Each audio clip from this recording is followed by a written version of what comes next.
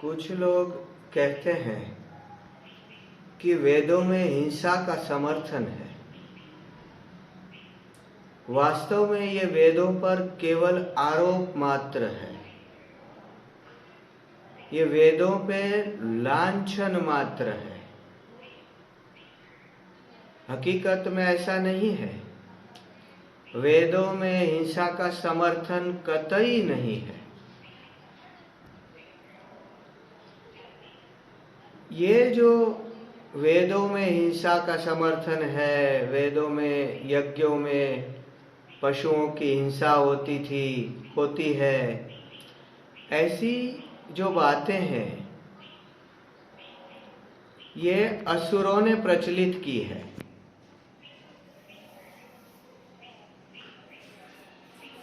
कुछ लोग शास्त्र दस्यु होते हैं। जैसे दस्यु हमारे धन का हरण करते हैं, वैसे कुछ लोगों ने वेदों के मंत्रों के अर्थ का अपहरण किया। उन धूर्त लोगों को शास्त्र दस्यु कहा जाता है। ये असुरों ने वेदों के अर्थ को विकृत कर दिया है।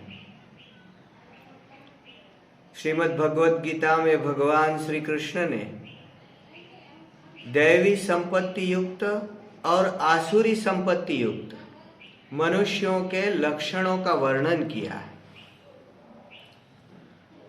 उसमें दैवी संपत्ति युक्त मनुष्यों के लक्षण क्या है? इंद्रियों का संयम, दया, अक्रोध, शांति, धैर्य, निर्दंभता, सत्य बोलना और सात्विक भोजन करना। ये सब सात्विक मनुष्यों के लक्षण है, देवी संपदा युक्त मनुष्यों के लक्षण है। और आसुरी संपदा युक्त मनुष्यों के लक्षण क्या होते हैं? पाखंड, इंद्रियों का असंयम, क्षमा के बजाय क्रोध करना, धैर्य के बजाय अधैर्य, शांति के बजाय अशांति। ये दया की बात तो करते हैं, लेकिन ये केवल दंभ होती है। वे किसी पर दया नहीं करते। वे असत्य भाषण करते हैं, जो बोलते हैं उस वचन का पालन नहीं करते, दंभी होते हैं और बहुत ही अभिमानी होते हैं। मैं ही ईश्वर हूं, ऐसा मानते हैं। परधन और परस्त्री में आसक्त होते हैं। मांस, मदिरा और मैथुन में आसक्त होते हैं। पर स्त्रियों का हरण करते हैं, पर धन का भी हरण करते हैं। यही आसुरी मनुष्यों के लक्षण हैं। शूर्पणखा ने एक बार कहा था कि रावण के बाद इस लंका के राज्य का क्या होगा, क्योंकि विभीषण तो राक्षस धर्मों का पालन नहीं करता। अब राक्षस धर्म क्या होता है? पर स्त्रियों को उठा लाना, जैसे रावण करता था। उसने हर मनुष्यों की अच्छी अच्छी रूपवती स्त्रियों को उठा लिया था, गंधर्वों की स्त्रियों को उठा लिया था, देवताओं की कन्याओं का वो अपहरण कर लेता था, अप्सराओं से बलात्कार करता था। ये राक्षस धर्म है। तो शूर्पणखा चिंतित थी कि विभीषण तो राक्षस धर्मों का पालन नहीं करता है। और क्या थे राक्षस धर्म? रावण ने राजा बनते ही सब राक्षसों को यह आदेश दे दिया था कि जाओ, जहां भी देवताओं के लिए हवन होते हुए देखो, यज्ञ होते हुए देखो, उस यज्ञों में विघ्न डाल दो और यज्ञ कराने वाले ब्राह्मणों को मार दो, ऋषियों को मार दो। और वे यज्ञ में घी की आहुति देते हैं, गौघृत की आहुति देते हैं, तो गायों को भी जहां देखो वहां मार दो। और देवताओं की प्रतिमाओं का जब पूजन होता है उसे रुकवा दो, प्रतिमाओं को तोड़ दो। तो ये राक्षस धर्म, ये असुरों के और आसुरी संपदा वाले मनुष्यों के लक्षण होते हैं।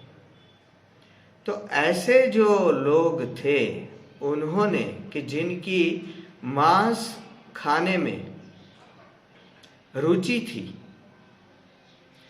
उन्होंने वेदों का अर्थ अपनी रुचि के अनुसार मन घड़त ढंग से कर दिया। ये उनकी प्रवृत्ति रही। एक आध दो बार तो उन्होंने वेदों का अपहरण भी कर लिया था, लेकिन भगवान ने वेदों की रक्षा की।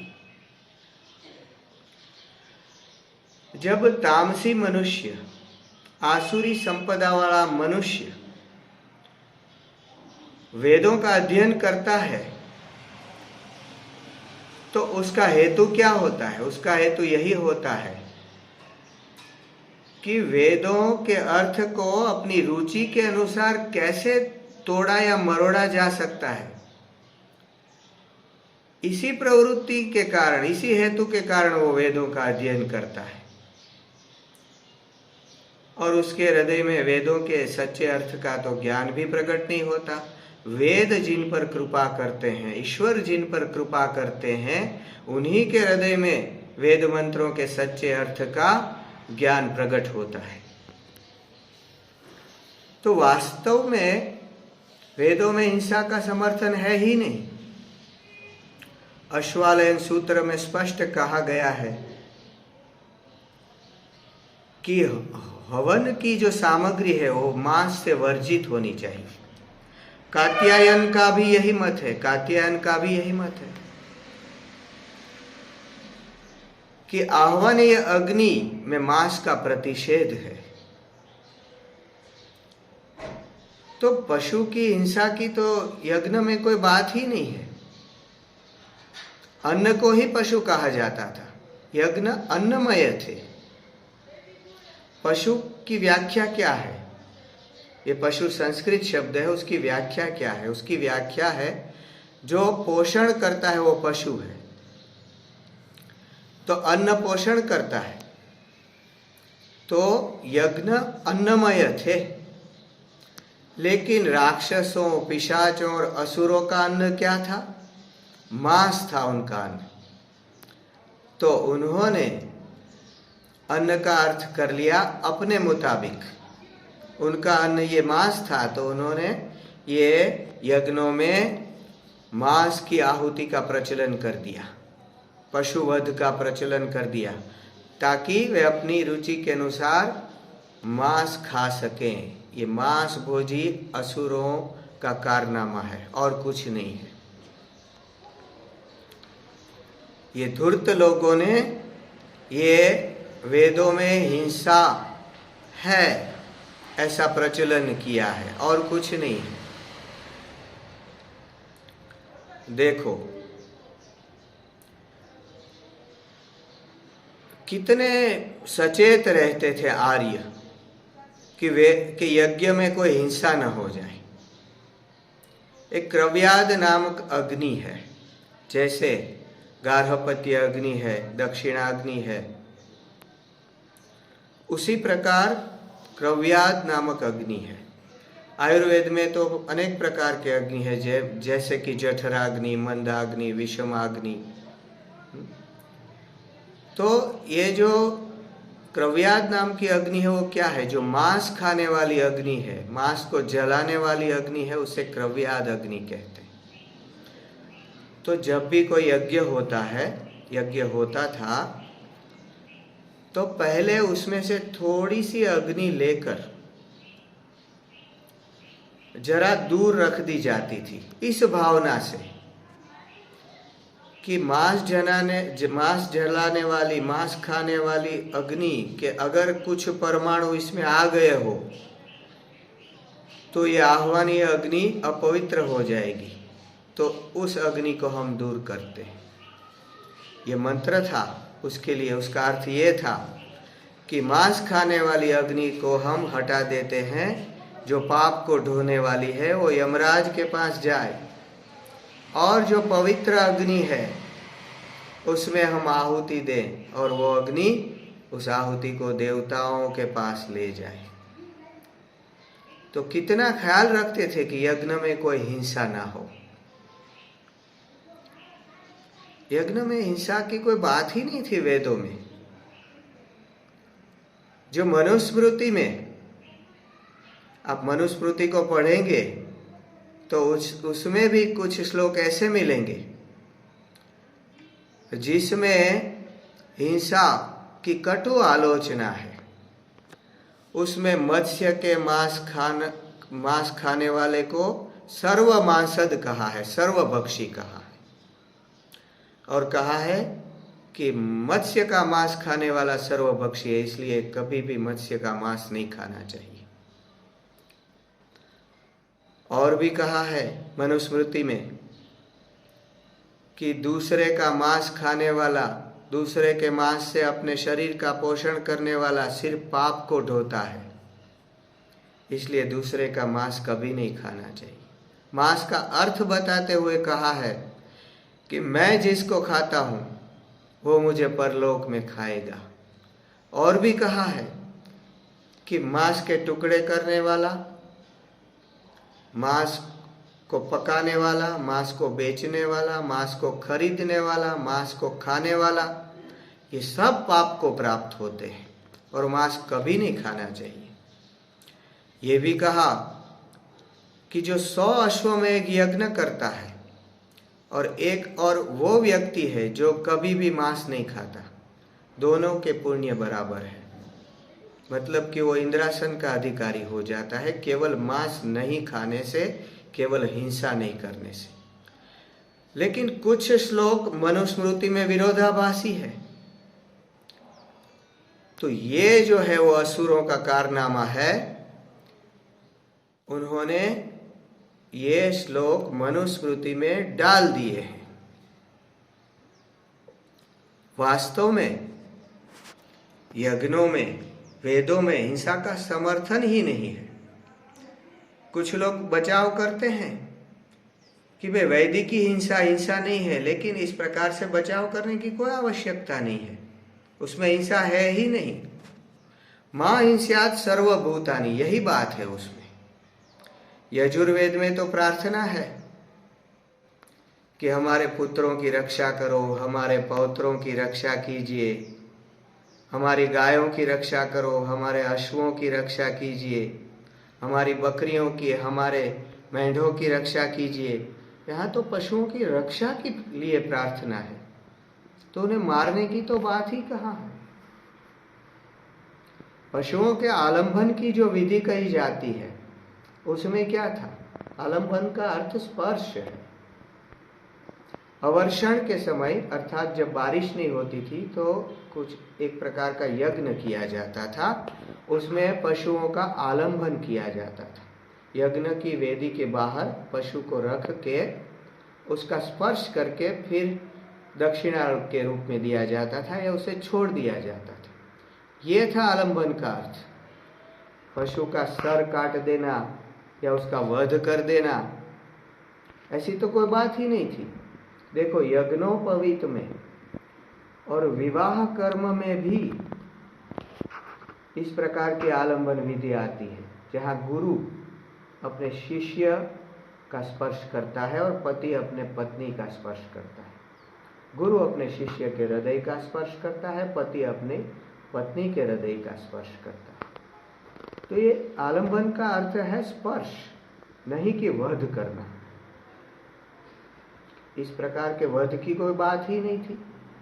अन्नमय यज्ञ होते थे, अन्नमय पशु थे उसमें। पशु अर्थात जो पोषण करे, अन्न को ही पशु कहा जाता था। यहाँ तक कि सूर्य को, अग्नि को और वायु को भी पशु कहा गया है वेदों में। और महाभारत में एक श्लोक है, मैं आपको पढ़ के सुनाता हूं। यह है महाभारत। ये देखिए, ये महाभारत जो वेदों का सार कहा जाता है, उसमें एक श्लोक है। उसमें क्या लिखा है देखो, मैं पढ़ के सुनाता हूं।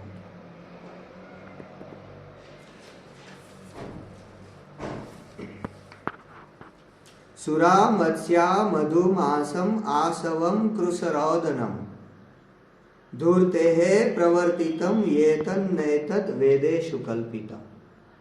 अर्थात सुरा, आसव, मधु, मांस और मछली तथा तिल और चावल की खिचड़ी, इन वस्तुओं को धूर्तों ने यज्ञ में प्रचलित कर दिया है। वेदों में इनके उपयोग का विधान ही नहीं है। तो समझ गए धूर्तों ने क्या किया, इन शास्त्रदस्युओं ने क्या किया है। भगवान विष्णु जो यज्ञ पुरुष माने जाते हैं, वे तो केवल खीर और फूल ही ग्रहण करते हैं। ये भी श्लोक है महाभारत में, मैं पढ़ के सुनाता हूँ। विष्णुमेवाभिजानन्ति सर्वयज्ञेषु ब्राह्मणाः पायसे है सुमनोभिश्च तस्यापि यजनम स्मृतम। ब्राह्मण तो संपूर्ण यज्ञों में भगवान विष्णु का ही आदर भाव मानते हैं और खीर तथा फूल आदि से ही उनकी पूजा का विधान है। तो यहाँ यज्ञों में हिंसा की तो कोई बात ही नहीं है। आखिर में एक बात सुनाता हूँ जो महाभारत में ही जिसका उल्लेख है। एक बार ऋषियों में और दूसरे पक्ष में विवाद हो गया कि यज्ञ में जो अज का होम करने की बात है, वो अज का अर्थ क्या है। एक पक्ष कहता था कि अज का अर्थ अन्न होता है। ऋषि कहते थे कि अज का अर्थ अन्न होता है, वो अन्न जो 3 वर्ष के बाद उगता नहीं है। दूसरा पक्ष कहता था कि अज का अर्थ छाग अर्थात बकरा होता है। तो बकरा या अन्न, दोनों में विवाद हो गया।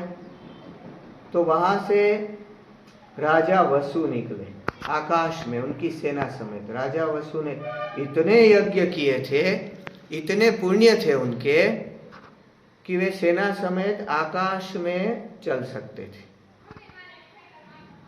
तो ऋषियों ने कहा कि चलो राजा वसु को ही पूछते हैं, उन्होंने बहुत यज्ञ किए हैं। तो दोनों पक्ष सहमत हो गए। राजा वसु को रोका गया और कहा कि भाई आप बताओ कि यज्ञ में जो आहुति देने की बात है, वो अज की आहुति मतलब अन्न या छाग बकरा, सही सही बता। तो राजा वसु कुछ कारणों से म्लेच्छों से सम्मिलित हो गए थे, असुरों के साथ मिल गए थे कुछ कारणों से, द्वेषवश। तो उन्होंने कहा कि अज का अर्थ अन्न होता है, ये किसका मत है। तो ऋषियों ने कहा ये हमारा मत है। अगर तुम सही जवाब दोगे, हम अपेक्षा करते हैं कि तुम सही जवाब दोगे। अगर गलत बोले तो तुम पाताल में तुम्हारा पतन हो जाएगा, फिर आकाश में नहीं चल सकोगे। फिर भी वसु ने कहा कि यहां अज का अर्थ बकरा है। ऐसा कहते वो पाताल में चला गया। तो साफ हो गया कि वसु झूठ बोला था। अज का अर्थ अन्न ही होता है, और ऐसा अन्न जो उगने के भी लायक न हो। कितनी सृष्टि का ध्यान रखते थे ऋषि कि जो अन्न अब उगने के लायक नहीं है, उसी का होम करते थे। तो हाँ, हिंसा की तो कोई बात ही नहीं है।